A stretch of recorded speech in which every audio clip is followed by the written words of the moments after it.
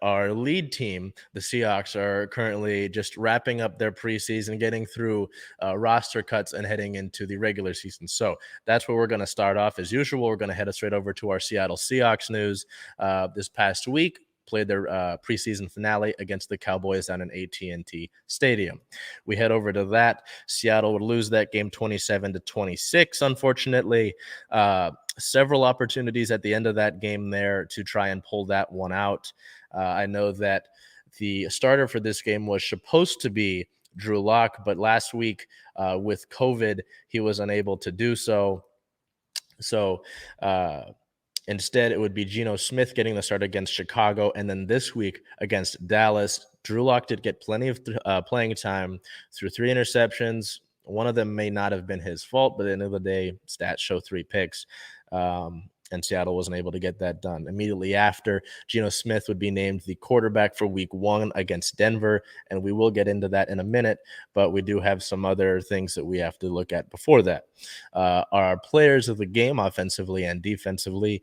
On the offensive side of the ball, I went with DJ Dallas. Dallas, with the injuries to Ken Walker and Rashad Penny, has really showed out the last 2 weeks. This week's 13 carries for 75 yards and a touchdown, 2 receptions for 9 yards through the air. So, as I just mentioned there, with Rashad Penny out, the past 2 weeks out with a groin injury and this week out with COVID, he's supposed to be essentially your number 1 starter. Not having him for any of these preseason games. Ken Walker has been dealing with that hernia surgery that he just had and may be ready for week 1. We'll address that in a second. But those two open the door in a big way for DJ Dallas. And DJ Dallas, in my opinion, has really showed out and really taken advantage of those circumstances that he's been given. I think he's really solidified himself as perhaps the 3rd running back on this roster. You probably look at those first 2 guys that we mentioned in Walker and in Penny. But with the uncertainty right now of those 2, perhaps for week 1, it opens the door for Dallas to take some meaningful snaps, at least in the beginning of the season. Looking over here to the defensive side of the ball, I went with linebacker Joel DeBlanco. DeBlanco, an undrafted linebacker, 12 total tackles, 3 solo, half a sack, 1 pass deflection, and a quarterback hit against Dallas. DeBlanco is one of those guys that, an undrafted guy, we look throughout the history of the NFL, undrafted guys can still make an impact, but it's very tough. A good example is Doug Baldwin. Baldwin, undrafted guy, one of the better wide receivers in Seahawks history.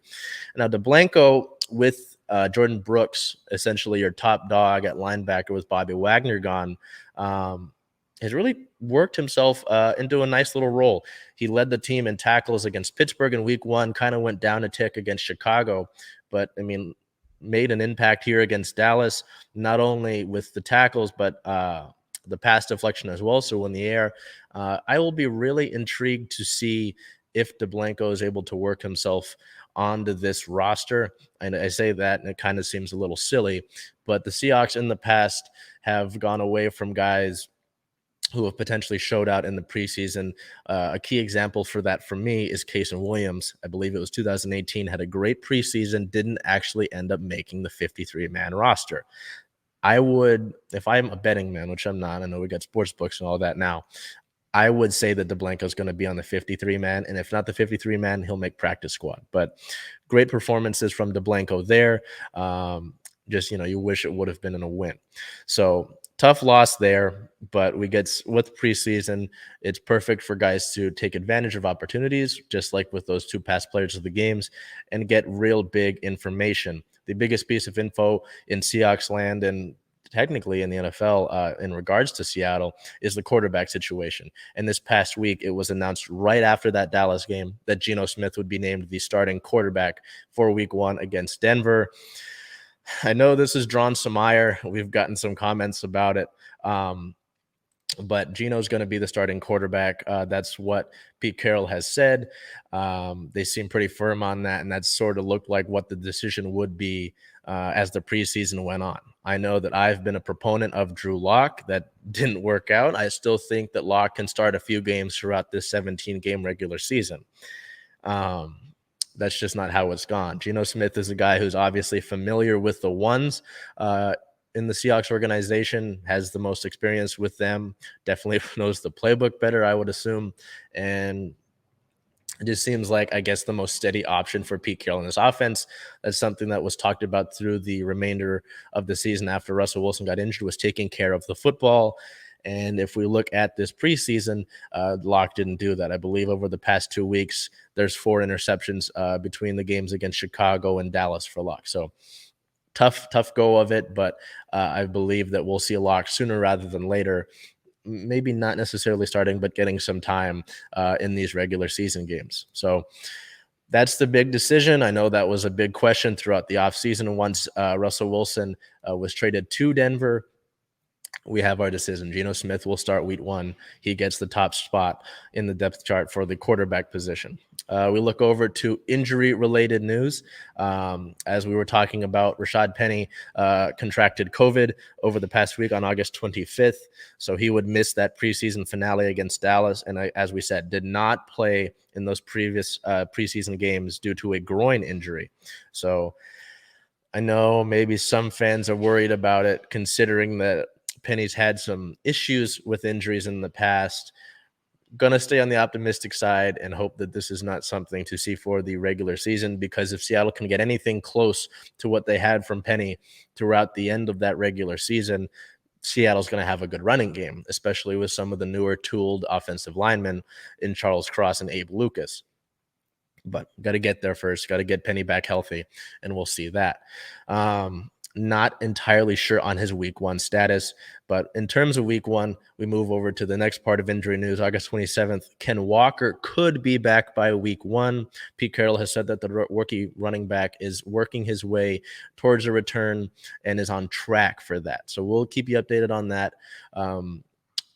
Not for sure again, but to get that 1-2 punch of a guy who was the top running back in the nation last year, and whatever Penny was doing at the end of last season to really show out and be a monster of a running back, Seattle would have a good 1-2 punch and would really help Smith at quarterback.